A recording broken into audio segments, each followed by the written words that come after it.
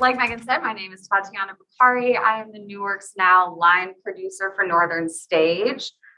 We are thrilled to be partnering with Howe Library on this event to give you a sneak preview of two of the plays in this year's festival. The first is Jar of Fat by Seayoung, directed by Aileen McGrody, and Meet You at the Galaxy Diner by Gina Femia, directed by Rebecca Martinez. So to give you a quick overview about what New Works Now is, it is an annual festival of workshops at Northern Stage just over the border in Vermont, and it culminates in free public readings designed to enrich the theater experience of our audiences and artists who are hungry for daring and impactful stories. So we host post-show discussions after the readings that will happen this week. And that is an invaluable part of this new play development process, as playwrights are rewriting throughout this week and interested in feedback. So we would love to have you join us on Zoom too. We would love to have you join us for the readings. They're later this week. Jar of Fat will be Friday, which is tomorrow, right? No, it's in 2 days. What is time? Friday, July 29th at 4 p.m. And Meet You at the Galaxy Diner is Saturday, July 30th at 11 a.m. They are free, but we do require reservations. So you should go to northernstage.org/newworksnow to make your reservation. And without further ado, we are going to start with the scene from Galaxy. So Galaxy folks can come.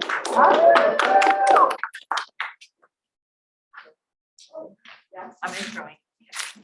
Okay. Hi, I'm Gina Femia. I'm introing the scene for my play. So this is a scene that's right at the beginning, but essentially the play is about a person named AG and a person named Bill who went to high school together and reconnect over AOL Instant Messenger 20 years later, just when AIM is announced that's going to be discontinued. And so we're just seeing like a bit of Bill's sad life, and that's the scene. Cool. We sitting or standing? Sitting. Sitting. Got it. Ugh, I did all the hard work. Just kind of.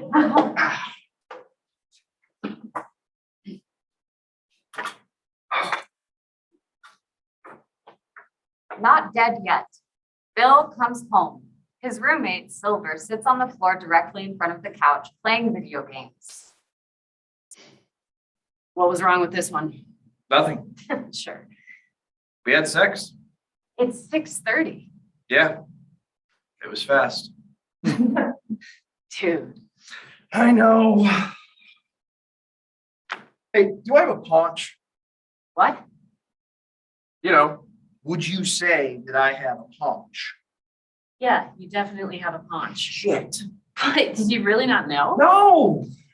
What, really? Yeah, I mean, where did it come from? Fries, beer, sitting for 19 out of 24 hours of the day, potato chips. We were having sex and I heard this suctioning sound. No. And I looked down and I was just horrified. Dude, who cares? Everybody's got a paunch. Everyone in America has some kind of paunch. Also, nobody uses that word to describe their gut. It's gut. Sandy didn't have a paunch. Well, she will. We all will. It's just what happens. And you'll probably start losing your hair soon too. Come on, Silver. What? It's true. It's just the joys of living, watching our bodies just shut the fuck down and being helpless to stop it. I read this theory on Tumblr that the only reason our bodies disintegrate and die and get older and shit is because we're actually allergic to oxygen. And so it's a slow march towards death because we're constantly being poisoned every time we take a breath. So every breath we breathe is literally bringing us closer to death because the air is strangling our bodies. Isn't that wild? I totally buy it. But I don't think that's true. It's a plausible theory. So if someone out there could find a vaccine that would protect us against oxygen, then we could live forever? Yeah, sure. I don't know. Maybe die more slowly. All right. But it makes sense. I mean, why else do we get all wrinkled and old and our systems shut down and shit? I think it's definitely because of the oxygen having a negative effect on us. I'm not kidding, Bill. It makes sense. Sure. Maybe I should try OK Cupid. Okay, Cupid, more like okay, stupid. Silver. It's a pun. I know a bunch of people who fell in love and got married off OK Cupid. Yeah, and I met my ex on okay, Cupid. So like not all happily ever afters for everyone, man. Some fucking wish I never did too. All right, I'm going to sleep. It is 6:30. 6:35. Oh man, at least watch some porn or something. I already had sex. Wow, you really are the saddest human on earth. This computer makes a ding sound. Yeah, if only it wasn't for all this oxygen. Ding. Maybe we should go to Mars. Mars. If they found water there. Even if they figure out how to colonize Mars, I'd just stay here. Go down with the ship, We'll just destroy Mars too. Yeah, but if you get on that first wave of colonizing Mars shit, then you'll be dead before they really destroy it. Yeah, but if your theory is that we live longer without oxygen, then you'll probably be around for when we destroy it all over again. I'd rather just die of old Earth age. You mean die of oxygen poisoning while on Earth? Yes, that is exactly what I meant. Ding. Dude, you want to check your computer? Yeah, sorry, I thought I'd turn the sound off. Sounds like AIM. It's probably a spam bot. Do you still have AIM? Yeah, I mean, it starts up automatically when I turn on my computer. You need a new computer. This one still works. Dude, AIM still logs in automatically when you turn it on. Yeah, so? Yours is the only computer in the world to still do that. Shut up. He checks his computer. Oh shit, it's not a spam bot. It's Steinbeck for sure. Hey, you there? Sorry if this is weird, just was surprised to see you. It's AG. What's AG? AG from high school, dimwit. Wow, who says dimwit? It's AG. She was literally the only person named AG in school, and also probably the entire world. It's not a common name. I'm drawing a blank, bro. She was in band. She played the clarinet. But I thought I played the clarinet. You played the oboe. Oh shit, did I really? I had a huge crush on her. So talk to her. I haven't talked to her in 20 years. So talk to her now. My God, who has AIM anymore? It's obviously a sign. Wait, what are you saying? I'm just saying hi. Oh, hey, what's up? Ding.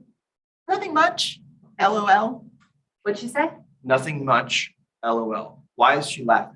Oh, Dick. Nobody actually laughs when they say LOL. That's just like a way to show you're interested in continuing the conversation. That's all. I laugh.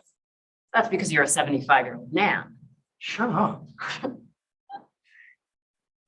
End of scene.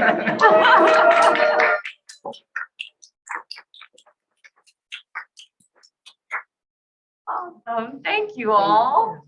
We're going to do a quick little transition now and bring up the jar of fat. Oh. I prefer to stand. Okay. Are we allowed to stand? You're allowed to do whatever you want. Not that there's much of a height difference with me standing versus sitting, but it matters to me. I know. Oh, you can do it. It's from a play called Jar of Fat by Seayoung, which is a play that features these two twin sisters, Clementine and Aileen. Right now, we're meeting them when they're 11 years old. And they are, they're Korean American twin sisters that go to a Korean American church, I think is helpful context. Yeah? Yeah. Okay, there is also a mom character who says lines from off stage, which I'll be reading, but will in fact be played by Annie.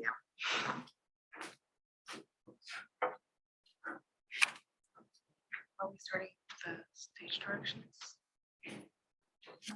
Oh, would you like me to Give read? us the scene title and the Okay. stage direction. You have to love me. Years later, Aileen and Clementine, elementary school aged, play with their Barbies.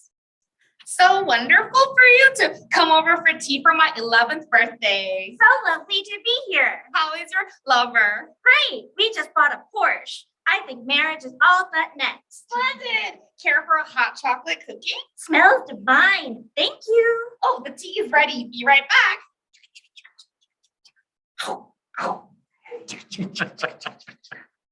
Oh, there were 2 cookies. Did you take both? Yeah, Yes, I thought they were both for me. You didn't think to save one for me? I thought you had more than the two. And you ate them before the tea? I just couldn't resist. Who eats cookies without tea like a barbaric somno? Who serves only one cookie at a tea party like a despot? How do you have the energy to serve God when all you serve is yourself? You're just a stingy bitch, and this is like the worst tea party I've ever been to. Your gluttony and selfishness is blasphemous to God. I didn't know this was a test. You never know when God will test you, so you should always be perfect. Aileen pulls out a bottle of discount holy water. Please, I repent. The time for repentance is over. Now for your punishment. I'll extract pleasure from watching your skin burn into vapors with this discount holy water. Please give me another chance. You're only sorry you got caught. Aileen pours the discount holy water onto the doll. That's what you get. Serving God is so fun. Aileen's doll gets comfortable and sits down. Slowly, Clementine's doll rises from the dead. And what of you? You are vain, insolent, spending more time at your makeup table than at the hallowed pews of church. Satan stuck his forked tongue in your ear, and now you can only hear evil. No, I just wanted to look lovely for God. Scoff! You think of catching the eyes of everyone but God, spending all your money on plastic surgery that you have nothing left to tithe. You are sentenced to be burned on the hot coals of this Korean barbecue grill. I promise I won't try to look good anymore. Too late, demon. Now enter the devil's ashtray. Clementine's doll ties up Aileen's doll and places it on a Korean barbecue grill. Girls, what's that burning smell? Shit, she's home. We microwave bacon. Uh-oh, too much bacon makes you fat, girls. Oh, we're just chewing it in our mouths for the flavor, but we aren't swallowing it. Don't worry. Okay, but not too much, all right? You might accidentally swallow some of the fat still. Yes, Mom. If she finds out, I'm going to tell her that this was your idea. You can't snitch. You have to love me. Why do I have to love you? Because we ate and sat in the same place for 9 months. No, I choose to love you. Love is a choice. But so is betrayal, and love is not betrayal. Wait, what? See, love is confusing. End of scene.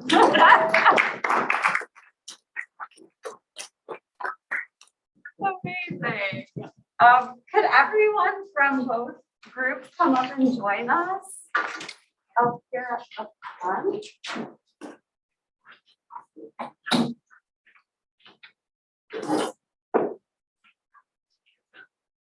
Quick, look big. Look big. I know. Yeah, you're here too. Chairs? No, we're missing chairs. Yeah, let's sit down.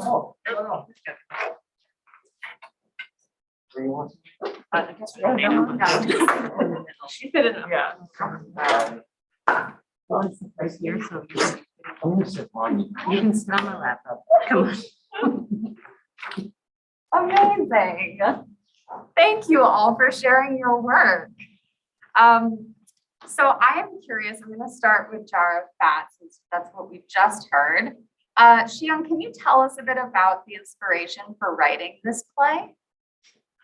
Yeah, I think I was just learning like online and stuff on social media, learning a lot about like anti-fat bias and fat phobia and following a lot of like activists online and also just craving to have a conversation about this specifically in a like Korean American lens and looking also for like fat Asian activists, you know, and it's just a lot harder to find and it's so specific to like our families and stuff. So I just wanted to talk about it, which is like a, you know, painful topic for many of us. And yeah, and then just using humor to cope and the use of like fairy tales as well. That's some of my inspiration. Yeah, it's the comedy and the absurdist quality of the comedy is so striking in the play. And I'm curious if there was a reason or a goal that you had in turning to that as a tool for telling the story. Yeah, I think I just naturally gravitate towards comedy, but I think it's also a way to like talk about difficult things and sort of crack it open. And also, people laugh for different reasons. Sometimes it's discomfort. Sometimes it is because it's funny. But yeah, I think that's sort of my inclination because it's a bummer topic. So I'm like, I'm gonna make people watch it. Hopefully they can like laugh too. Yeah. Gina, I'm curious for Galaxy if there was a certain inspiration or goal in mind for writing this piece. Yeah, definitely.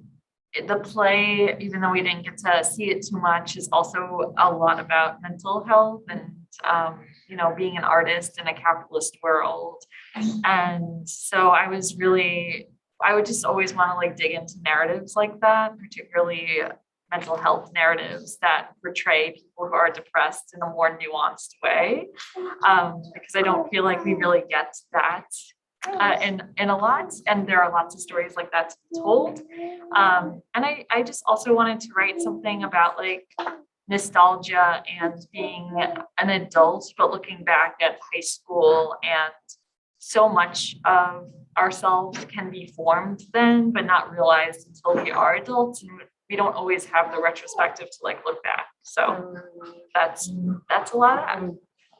Yeah, I mean, I grew up in the AIM world. I'm a child of the early aughts, and hearing it really engaged my nostalgia. And yeah, I'm curious why AIM as a vehicle for nostalgia. And there are so many technologies. There's MySpace. There are other things, but I'm curious why AIM. Yeah, I was really struck when it was going defunct, when it was dissolving as a corporation or whatever it is. I just had the idea of like, well, what if you do like log in? I didn't log in, but I was like, what if you did log in and the person that was the only other person there was your crush from high school, and you started talking? And there's something that is so nostalgic about that platform specifically, like the sounds.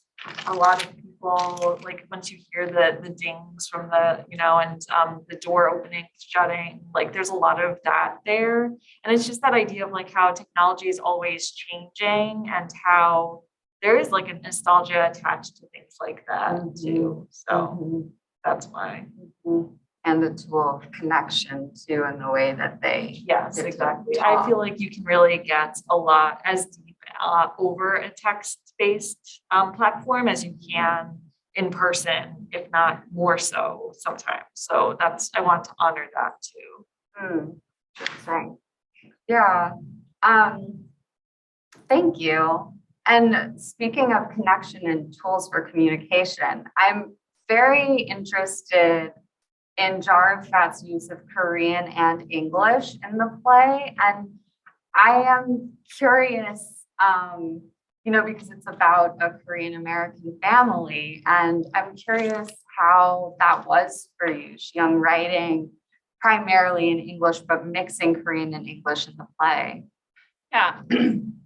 So my Korean's not super great. Like I write like a elementary school student, but I have like conversational proficiency. So I just was kind of channeling what I remember from childhood and how I talked with my parents.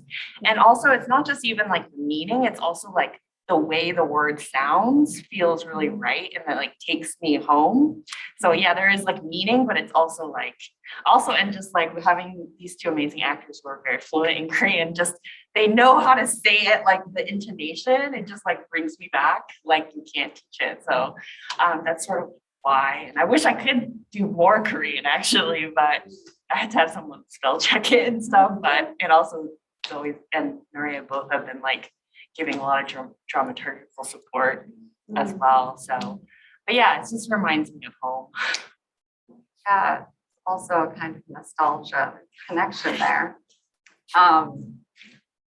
There is a complicated dichotomy happening in Jarafat between hunger and ugliness, and then success and beauty.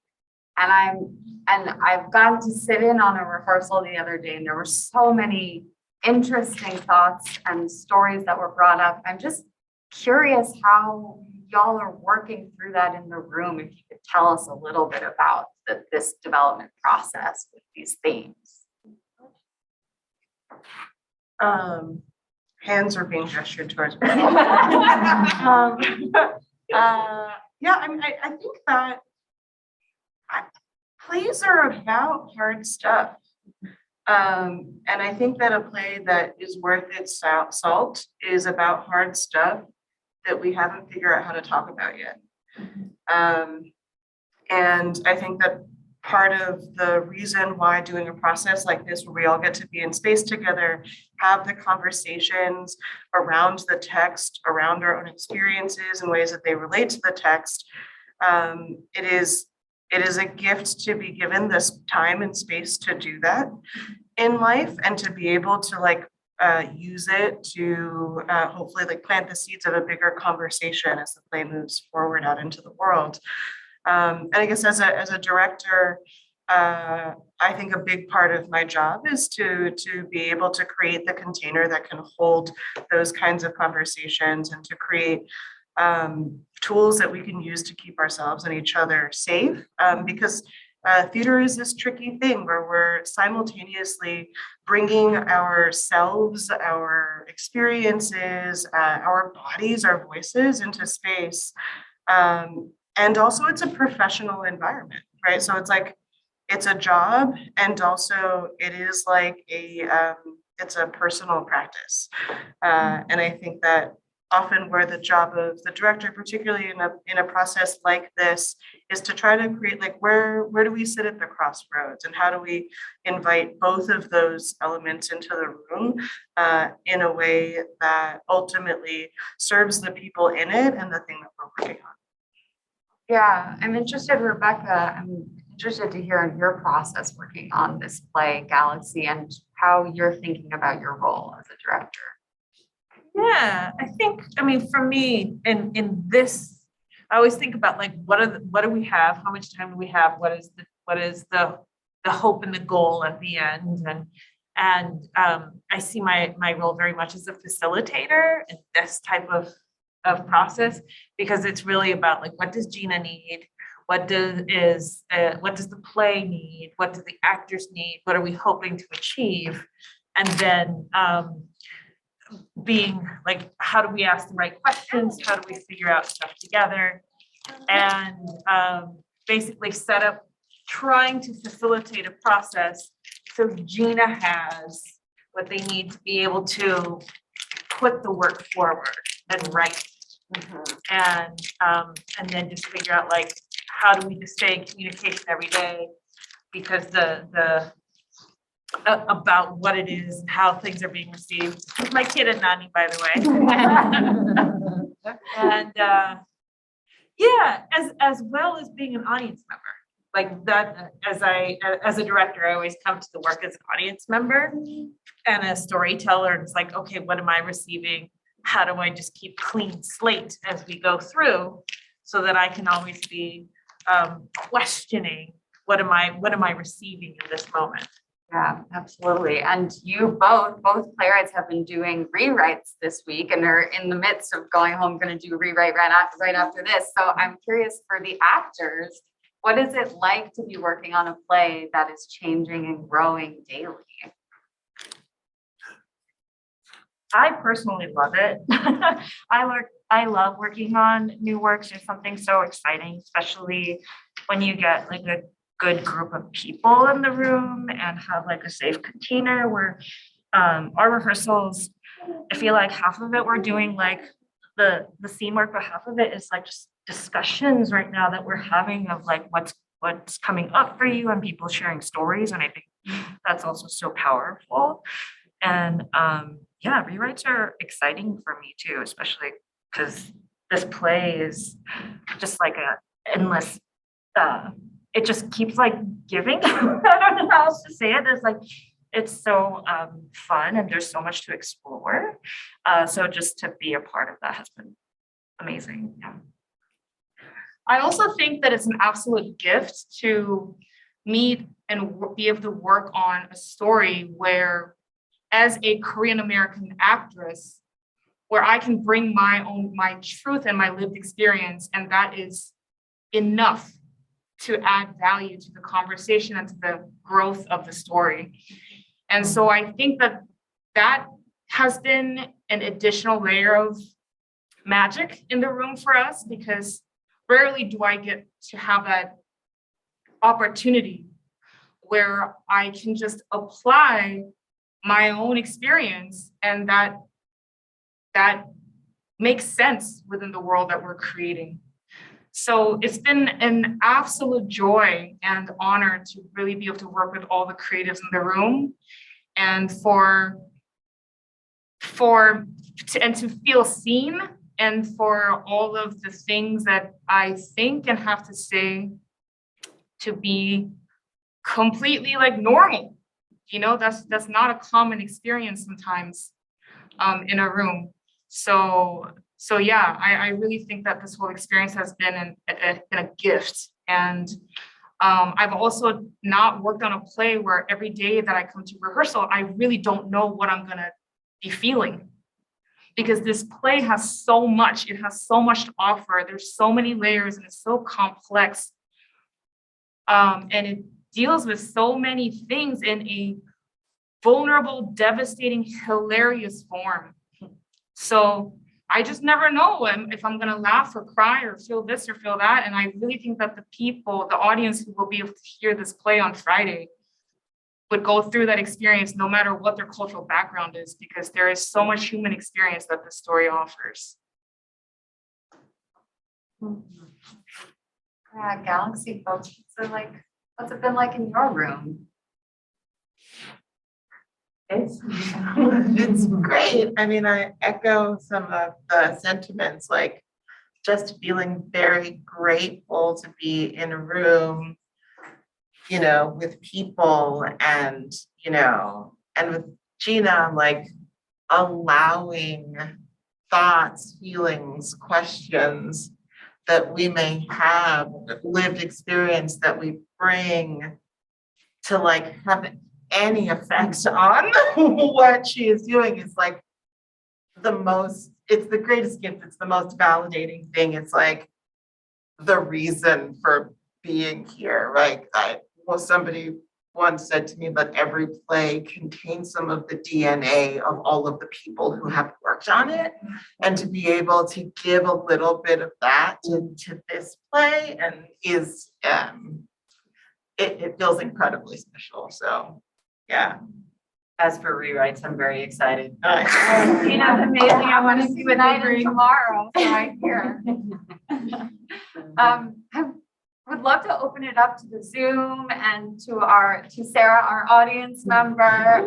If you have either anything that you heard in the conversation or in the scenes that like resonated or that made you kind of lean in and want to know more, or any questions that you have for us about anything that was said or anything that was read.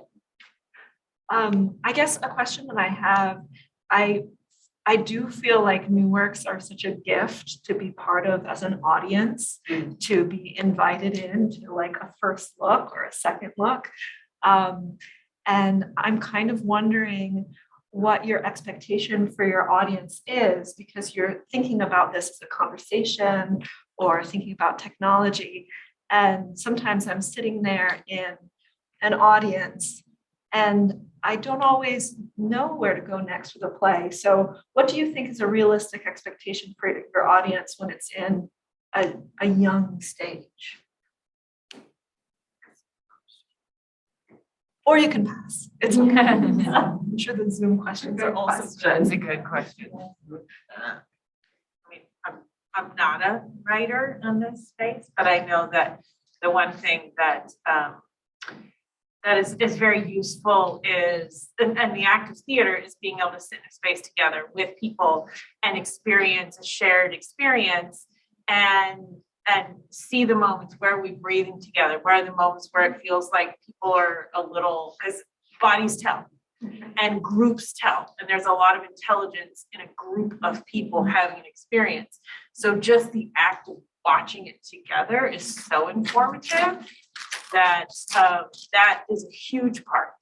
And then there's always the excitement of being in front of an audience for an actor, which and there's sort of like a conversation that's happening at that moment too, which there's sort of like a magical joined act that comes together. It's like, here we're bringing a little something, and the audience is ready to receive a little something, and that act is being in it. Like, my job is to just listen. Where are laughs? Where are things that feel confusing? Where are things where it's like, ooh, that may have been repeated a few times. But as a dramaturg, but as a like, the audience speaks pretty loudly, just in sitting and feeling the shared energy. Do we have any questions from the Zoom chat? We have one. It's from Jared. He says, with the process of rewriting, how do the playwrights know when they're done? We're never done. We run out of time. Yeah. I just said whenever. I mean, I prefer being in workshops and readings than productions, because it does allow me to continually work on and discover the play. And I prefer to be on the journey with the rewrites and learning. And, like, I did a workshop of this play last year. And today I just realized that a chunk of a scene that has existed in every iteration of the play actually belongs earlier in the play, in a different scene that has also been in the play for that long. So it's just thrilling to be able to do that. And the thing that separates plays from anything else is the fact that it is an ongoing, breathing, alive entity, as opposed to something that can be stalled. So, like, even when a play is published, as long as the playwright is living, the play can, and my expectation of it is to change. So I never want to be done writing a play until I can no longer write a play. Yeah, and I'd like to echo that. Just as a performer, I feel like both watching and in performance, some of my favorite experiences in theater have been readings, because there isn't that expectation of perfection. There's actually a lot more freedom to be alive and receptive and to take big swings that doesn't often happen when you have to set something and do it the same way 8 times a week.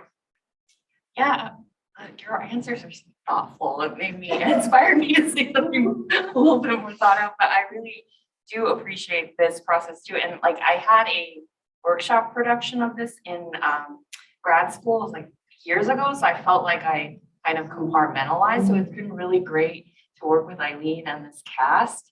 And like, just the way you take time to like make room for difficult conversations in a sort of like abundant way has been really great to like see the play anew. Because I have like the voices of the other actors in my head from the previous. So it's nice to kind of like be able to see it in a new way. And I appreciate your like taking the time.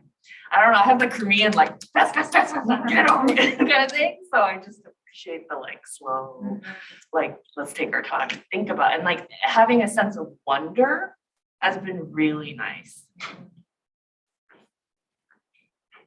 I have a question. It's kind of a comment question. I don't know kind of how to phrase it, but or ask it in a succinct way. But one of the things that when Northern Stage sent the plays that were going to be in this year's festival, I really liked that it was combos of women directors and playwrights. And I don't know if that's really common. Is that not really common? Does that like add something to these plays or just plays in general?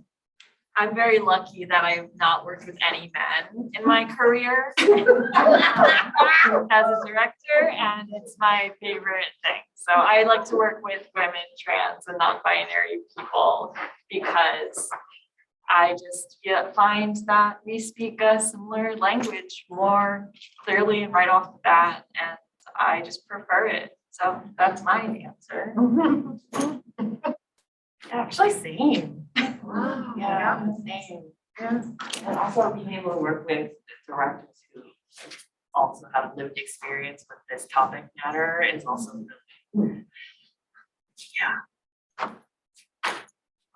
I, for some reason, have had a big stretch of working with cis dudes and very wonderful, lovable men. But it was like, oh, when I'm working, like it's very nice to have a little break from the system. It's not typical. It's not typical in only, it's like, but what are you using to gauge? Because in my career, it is typical, you know what I mean? So then it's like, but it depends on like the level. I do wonder, like, if I were to get a production in a big space, would I be able to still work with who I want to work with, period, let alone somebody that I feel like would understand the play based on lived experience of gender. So I wonder about that. Although for me, I am a bit of a rabble rouser, so I do feel like I would be a kind of a very strong-minded person to be like, no, I don't care.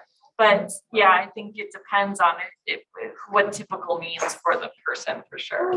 I think it also has a kind of trickle down effect, Megan, in that I don't think it's a coincidence that the theater that these have been programmed in, like there's a woman artistic director and associate artistic director. So like, I think in terms of creating more gender equity in our industry, like, well, that does help. Yeah, I guess that's what I was also wondering is how much is, because I think of like the producers, like, you know, that Broadway show and how that's like all about these male guys like running, you know, theater, and like, is that the typical theater experience? Right. And it depends, because the producers is about Broadway producing specifically, which I do not aspire to Broadway. Right, no. Right. But I think it depends, right? It's like, well, let's look at plays that are getting done and see who's producing and directing and writing at that level. And then we can like look down at or towards the indie level, which is one of my favorite levels to work at. And then there's like the Lords and off Broadway. So there's a lot more, but I feel like media and narratives do a disservice to like understanding how large theater is to really like portray what it is. Plus, women and particularly are underrepresented in theater, and particularly trans and non-binary folks and folks of different expanded gender identities are definitely underrepresented in theater. So that's probably why it doesn't seem normal or typical or whatever the words are, typical, because of that, because of the historic exclusion and underrepresentation that have been perpetuated in our industry for many, many years. Yes. Which I think when you hold it up to, like, if you go to like the local school's drama club, like you are going to see a much different mix of genders in that space than you're going to see in like a professional theater space, probably. Or if you look in a theater audience, like they're like the mix of gender that you see in a theater audience is different than what you see of the artists making. And there's this, I think it becomes all the more stark when you realize how, you know, like if you think about like that drama club, it like, if you had, you know, like a really heavily like female or trans non-binary contingent, and then all those people disappear from having been the majority, you really have to ask the question of where they go. Yeah. I have another question. I know that, you know, since this is a process, you're kind of hoping that this work lives on in another space and maybe a bigger space. But my question is there anything that you do when you're thinking, okay, this is in the Upper Valley, this is Northern Stage, my audience is going to look a different way than maybe New York or somewhere else. Do you think at all about that localness of your audience? Do you change anything? No, you're always looking for the Some big. producers do. Okay. Right, but I always, in my work at least, I'm just like, this is the work and you are invited to come and see it and you are invited to hate it based on what you think that, no, I don't, I'm not saying you, I'm saying, and the audience you, it's like one is, and same goes for New York, any audience is allowed to like come and absolutely hate and disagree with and rage against it, and they're invited to come and see themselves and see things that do resonate, but I think that's the thing about writing. It's like you have to be actually brave, and I don't think people understand how brave writers and then the actors that are portraying are, because we are putting ourselves like on display, and we have to like stand in that and be like, hey, like you might have like all your preconceived notions. You can hate this, but also like I'm not going to cater to your discomfort, because then I'm actually going against my truth, and I'd rather not do that. Well, does that mean that you ever pick plays that you're like, my community really needs to like experience this, and they need to really have this on their conversation table? Yeah, I'm sure that they do. I don't actually work for Northern Stage full okay. time, so I don't know what that conversation was like in terms of programming these plays for the New Works Now Festival, but I do run a small company myself, and I can tell you that, yes, that is the biggest question. It's, how are we serving our artists and what do they need in this moment, and audience, and how are we bringing them together? Yeah. Because that theater is such an amazing engine for transformation. And anyway, I just appreciate Thank you all so much. Such great, insightful questions. And thank you, artists, for sharing your work with us. We appreciate it.